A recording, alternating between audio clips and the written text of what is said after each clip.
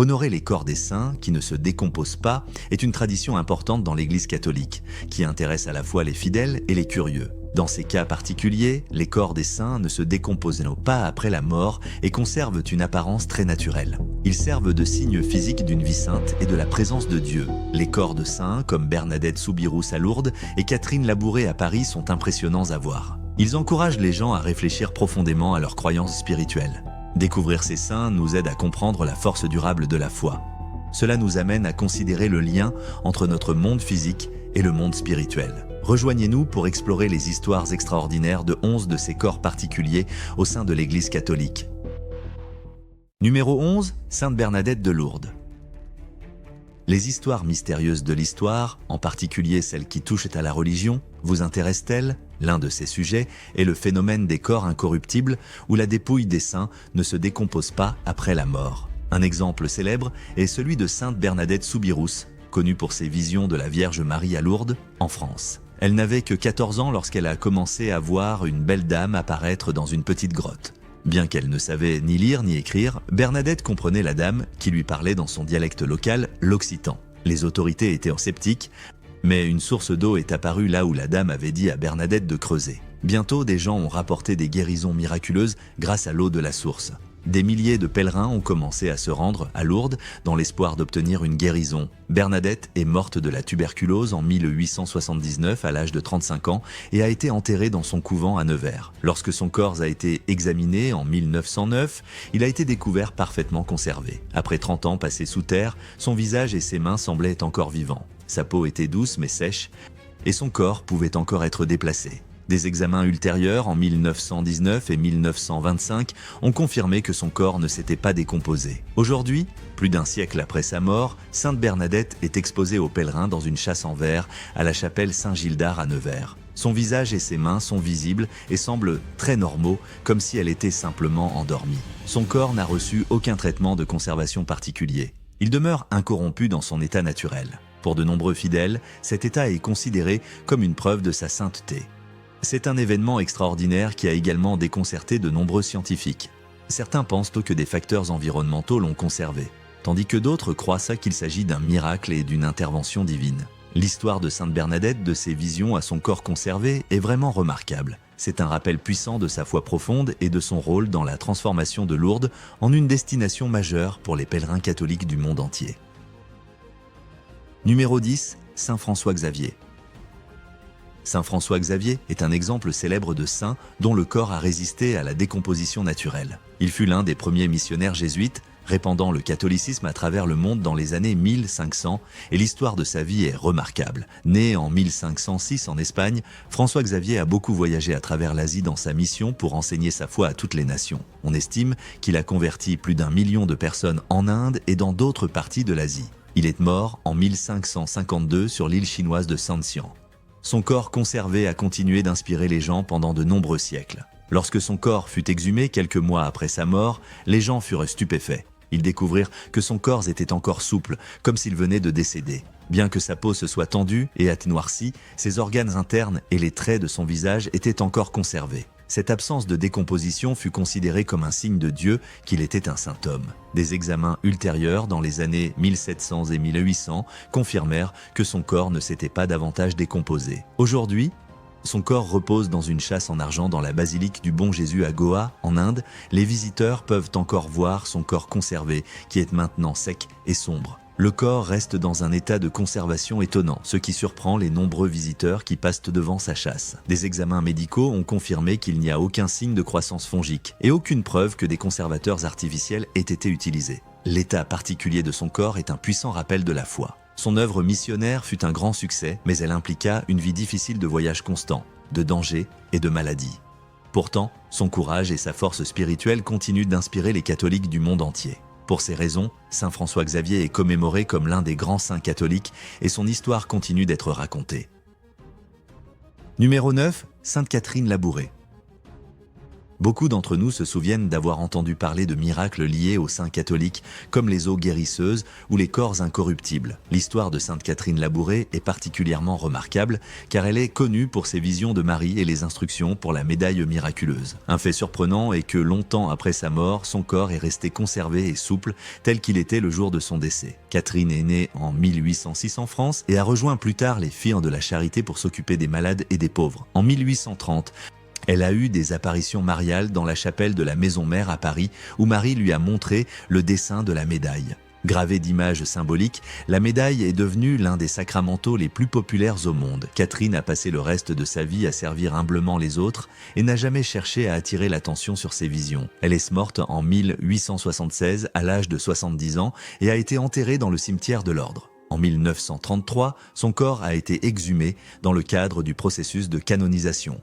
Toutes les personnes présentes ont été stupéfaites de trouver son corps complètement incorrompu, semblant simplement endormi. Son corps a ensuite été transféré à la chapelle de la Maison Mère, le lieu exact de ses visions. Depuis lors, des millions de pèlerins ont visité son corps conservé pour prier pour l'intercession de Marie. Aujourd'hui encore, le corps de Catherine reste conservé avec des membres souples et des traits de visage réalistes. Son visage a une expression naturelle et paisible ne montrant aucun signe de la mort. Des examens réguliers ont confirmé que cet état n'est pas le résultat d'un embaumement, mais qu'il s'agit de l'état naturel du corps. Pour de nombreux croyants, cette incorruption durable est un signe de la sainteté particulière de cette humble religieuse qui a reçu un message divin pour l'Église. Aujourd'hui, les pèlerins continuent de venir voir et de témoigner de ce miracle. La conservation du corps de Sainte Catherine Labouré est perçue comme un rappel divin du pouvoir de Dieu sur la mort pour ceux qui mènent une vie sainte. Son corps incorrompu montre que la vraie foi et la vertu perdurent bien après notre mort.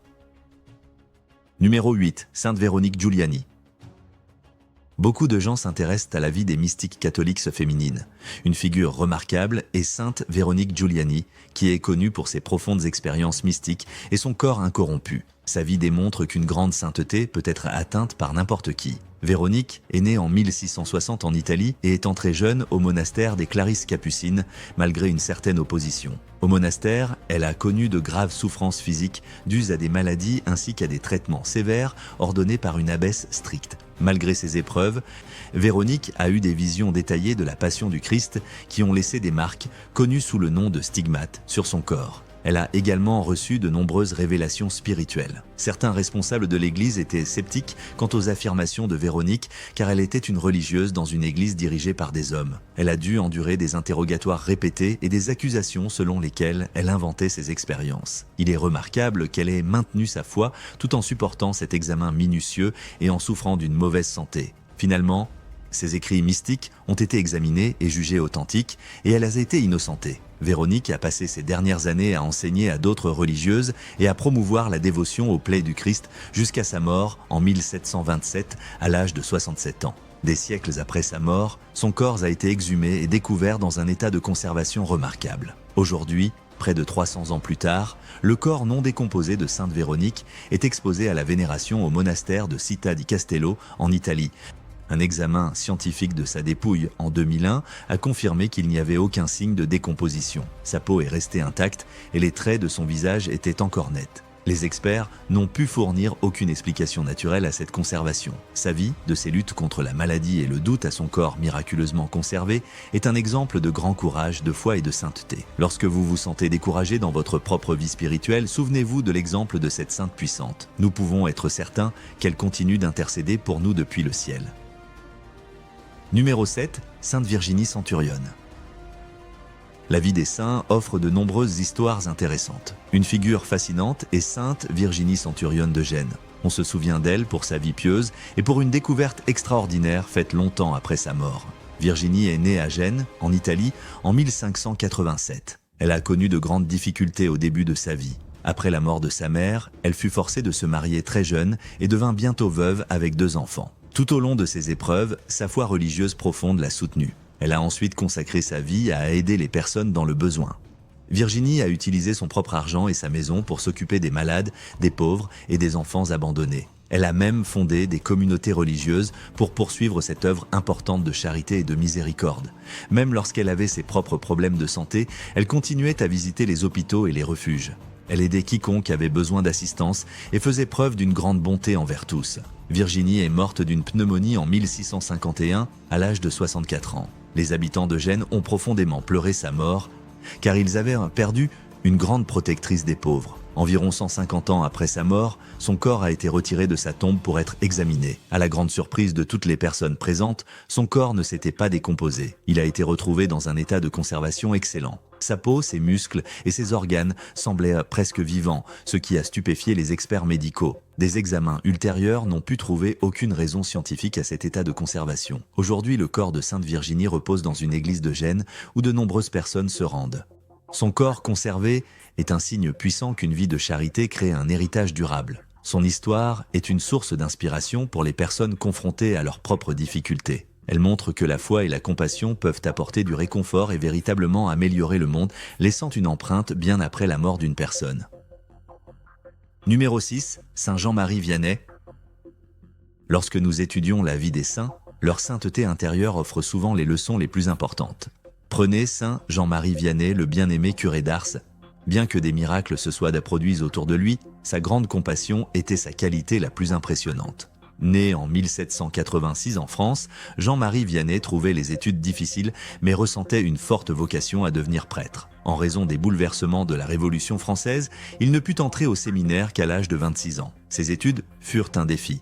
Mais il persévéra par la prière et devint un grand exemple de foi et de miséricorde. Après être devenu prêtre en 1815, l'abbé Vianney fut envoyé dans le petit village d'Ars où la pratique religieuse s'était affaiblie. Grâce à son dévouement total à entendre les confessions, à guider les gens et à célébrer la messe avec un grand respect, il ramena avec amour sa communauté à la foi. Il passait de 12 à 16 heures par jour au confessionnal, même pendant les hivers froids, écoutant sans jugement tous ceux qui venaient à lui. Sa grande compassion était sans limite et il réconfortait les gens dans leurs difficultés. Avec une douce sagesse, il a restauré l'espoir dans de nombreux cœurs. Son immense bonté toucha tant de gens qu'il venait quotidiennement à Ars, de toute la France et d'autres pays. Il accueillait tout le monde, riches et pauvres, très chaleureusement. Alors que sa renommée grandissait, il resta complètement humble, se concentrant uniquement sur ses devoirs de prêtre et sa vie de prière. Des témoins ont rapporté avoir vu son corps frêle s'élever dans les airs pendant la prière. Lorsque Jean-Marie Vianney mourut en 1859 après de nombreuses années de service dévoué, plus de 20 000 personnes assistèrent à ses funérailles. À ce jour, Ars reste une destination populaire pour les pèlerins. Son corps est incorrompu, ce qui signifie qu'il ne s'est pas décomposé naturellement. Il a été décrit comme souple et remarquablement réaliste, ne montrant que des changements minimes après plus de 150 ans. Ceci est considéré comme un signe divin de sa profonde sainteté. Les visiteurs qui voient son corps rapportent souvent un puissant sentiment de révérence. Son corps conservé est un rappel physique de la puissance de la foi et du potentiel de sainteté chez les gens ordinaires. Saint Jean-Marie Vianney est vraiment le saint de la miséricorde. Sa profonde empathie, développée par une prière constante, continue d'être une source d'inspiration dans notre monde. Puissions-nous tous essayer d'avoir une compassion si grande qu'elle transforme à la fois celui qui la donne et celui qui la reçoit. Numéro 5, Sainte Thérèse Marguerite. Parmi les corps conservés des saints de l'Église catholique, celui de Sainte Thérèse Marguerite du Sacré-Cœur est un exemple particulier. Elle est née, Anna Maria Redi, en 1747 à Arezzo, en Italie. Elle est entrée jeune dans l'ordre des Carmélites déchaussés et a consacré sa vie à la prière, à l'autodiscipline et au service de Dieu. Après sa mort en 1770 à l'âge précoce de 23 ans, son corps est resté inhabituellement conservé. Cela a attiré des croyants et des visiteurs de nombreux endroits. Le corps conservé de Sainte Thérèse Marguerite témoigne de sa grande sainteté et de la grâce spéciale qu'elle a reçue de Dieu. Lorsque sa tombe fut ouverte en 1780, 10 ans après sa mort, son corps fut retrouvé parfaitement conservé, donnant l'impression qu'elle était simplement endormie. Les personnes qui l'ont vue ont dit qu'elle avait l'air paisible et réelle, avec les yeux partiellement ouverts et le visage inchangé. Ce qui rend la conservation de Sainte Thérèse Marguerite différente, c'est la souplesse de son corps. Contrairement à d'autres corps conservés qui deviennent rigides, ses bras et ses jambes sont restés mous et pouvaient être bougés. Cette souplesse a stupéfié les personnes qui ont constaté cet état inhabituel. On pense que cette conservation est due à sa grande sainteté et à sa relation étroite avec Dieu. Elle était connue pour sa vie de prière intense et son étude des enseignements spirituels de Sainte Thérèse d'Avila. On croit que sa foi solide et son amour profond pour le Christ ont été des raisons importantes de la conservation de son corps. Les visiteurs du sanctuaire de Sainte Thérèse Marguerite ont déclaré ressentir un profond sentiment de paix et de réconfort spirituel près d'elle. Beaucoup ont mentionné l'odeur de rose qui émane de son corps. C'est un signe parfois appelé l'odeur de sainteté, qui est associé aux personnes saintes dont les corps sont conservés. Ce parfum doux est un rappel réel de son aide du ciel et de la puissance durable de sa sainteté. Le corps conservé de Sainte Thérèse Marguerite continue d'inspirer la prière et les visites. Son corps repose au monastère des Carmélites à Florence, en Italie, où les gens viennent l'honorer. De nombreux miracles et bénédictions seraient survenus grâce à ses prières, ce qui confirme son importance en tant que guide spirituel. La conservation des corps dans l'Église catholique est un mystère que la science ne peut expliquer. Elle n'est pas nécessaire pour devenir un saint, car les corps de nombreuses personnes saintes n'ont pas été conservés de cette manière. Au contraire, elle est considérée comme un don spécial de Dieu, accordé à certaines personnes comme un signe de leur grande sainteté et de leur proximité avec lui. Sainte Thérèse Marguerite du Sacré-Cœur est un exemple clair d'une vie entièrement donnée à Dieu. Son corps conservé témoigne de son lien profond avec Dieu. Il inspire de nombreuses personnes à désirer une relation plus étroite avec le Christ et à suivre une vie sainte. Alors que les gens continuent de visiter son sanctuaire, le corps conservé de Sainte Thérèse Marguerite reste un signe d'espoir. C'est un rappel de la vie éternelle qui est promise à ceux qui suivent un chemin d'amour et de foi. Son histoire est un exemple durable de la puissance de la foi, de la beauté d'une vie sainte et des manières mystérieuses dont la grâce de Dieu agit dans l'Église catholique. Numéro 4. Sainte Rita de Cassia. Sainte Rita est née en 1381 durant une période de grands conflits en Italie. Elle a été mariée très jeune et a connu un mariage difficile et malheureux. Malgré ces grandes épreuves, sa foi est restée forte et elle a trouvé du réconfort dans la prière. Après la mort de son mari, Sainte Rita a rejoint le couvent des Augustines à Cassia. Là, elle a consacré sa vie à la prière silencieuse et au service de Dieu. Elle s'est devenue connue pour son amour profond pour le Christ et sa forte croyance en le pardon. Lorsque Sainte Rita est morte en 1457, son corps a été enterré dans le cimetière du couvent. Plusieurs années plus tard, sa tombe a été ouverte. À la surprise de tous, son corps ne s'était pas décomposé. Ce fut un miracle qui inspira une grande dévotion chez de nombreuses personnes. La nouvelle du corps conservé de Sainte Rita s'est répandue en de nombreux endroits, attirant les pèlerins. Les gens se rendaient à Cassia, espérant ressentir la présence réelle de cette sainte femme. Voir son corps était une expérience profondément spirituelle qui a changé de nombreux visiteurs. Avec le temps, le corps de Sainte Rita a légèrement changé. Son visage et ses mains se sont partiellement momifiés en raison du processus de dessèchement naturel. Pour préserver son apparence, un masque de cire a été placé sur son visage et des gants ont été mis sur ses mains. Cette méthode de conservation spéciale a permis à son corps d'être vu par de nouvelles générations. Le corps de Sainte Rita est un symbole puissant de sa sainteté et de l'influence spirituelle qu'elle a eue durant sa vie. Elle est honorée comme la sainte patronne des causes désespérées. Beaucoup de gens croient que leurs prières ont été exaucées et que des miracles se sont produits grâce à son aide. Visiter le sanctuaire de Sainte Rita à Cassia est un voyage très significatif pour les croyants. Se tenir près de son corps conservé est une expérience étonnante qui peut faire ressentir une forte connexion avec Dieu. C'est une occasion de réfléchir à la puissance de la foi, à l'importance du pardon et à l'exemple durable d'une femme qui a suivi la volonté de Dieu dans les moments difficiles. L'histoire de Sainte Rita montre la grande puissance de la grâce de Dieu et comment l'amour peut surmonter la souffrance. Son corps conservé est une preuve visible de la foi catholique et de la présence constante de la grâce de Dieu dans le monde. Si jamais vous visitez Cassia, prenez le temps de voir le sanctuaire de Sainte Rita. Vous pourrez témoigner de la remarquable conservation de son corps et ressentir la présence spéciale d'une femme dont la foi et la force continuent d'inspirer les gens aujourd'hui. Numéro 3. Saint Nicolas de Tolentino. Saint Nicolas de Tolentino est né en l'an 1245. Il a vécu dans l'Italie du XIIIe siècle et a été une figure religieuse importante. Il a fondé plusieurs communautés religieuses et a accompli une grande quantité d'œuvres de charité. Il pratiquait également un jeûne strict et était connu pour avoir accompli de nombreux miracles différents au cours de sa vie. À sa mort en 1305, à l'âge de 60 ans, son corps a été placé dans un tombeau à la basilique de Tolentino où il avait servi. Au cours des siècles suivants, son tombeau a été ouvert plusieurs fois pour examiner sa dépouille. Chaque fois, son corps a été retrouvé complètement conservé, comme s'il venait de mourir. Sa peau, ses muscles et ses organes internes ne montraient aucun signe de décomposition, même des centaines d'années après sa mort. De plus, lorsqu'ils l'ont examiné, son corps a été décrit comme souple et mou. Il pouvait bouger ses bras et ses orteils car ses membres restaient flexibles. Ses vaisseaux sanguins étaient pleins et sa chair avait une couleur naturelle. D'après son apparence, le corps ne semblait pas avoir des centaines d'années. Une observation encore plus remarquable a été faite. Lorsque le tombeau a été ouvert en 1881, plus de 570 ans après sa mort, sa langue était encore rouge comme un tissu vivant. Il est difficile de comprendre comment cela est possible. Normalement, un corps se décompose jusqu'à l'état de squelette dans les 20 ans qui suivent l'enterrement. Le corps de Saint-Nicolas est resté bien conservé pendant près de 600 ans dans un tombeau. La science n'a pas été en mesure d'expliquer ce phénomène. L'Église catholique le considère comme un signe de sa grande sainteté durant sa vie. Cela soulève la question de savoir si sa conservation est un miracle, un signe divin de sa sainteté.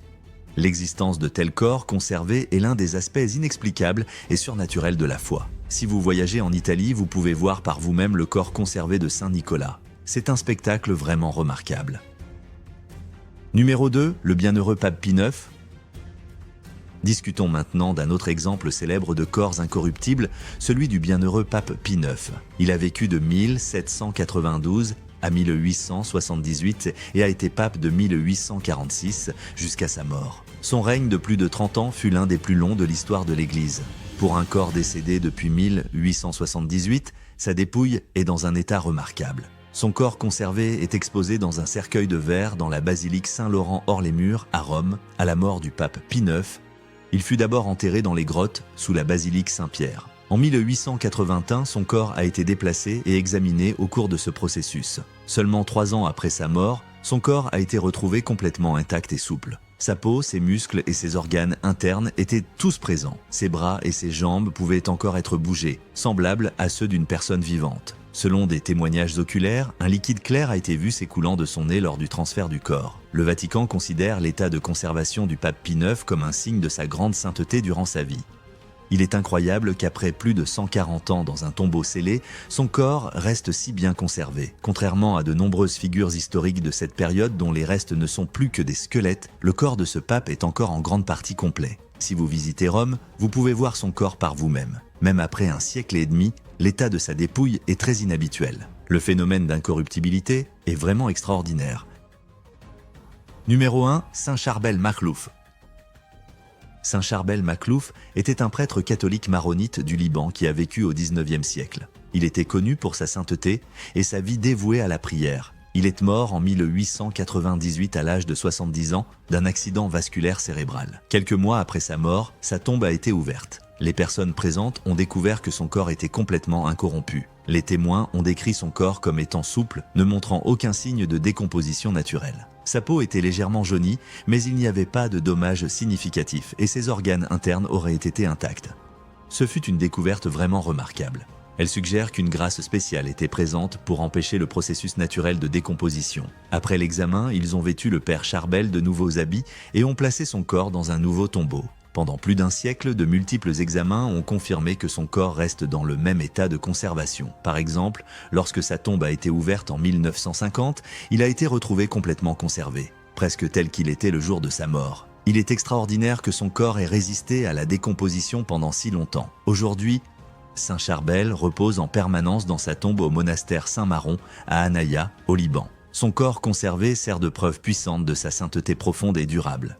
L'état de son corps suggère un lien puissant avec le divin durant sa vie. Ces histoires de saints incorruptibles sont vraiment incroyables. Merci d'avoir regardé cette vidéo, nous espérons vous revoir bientôt.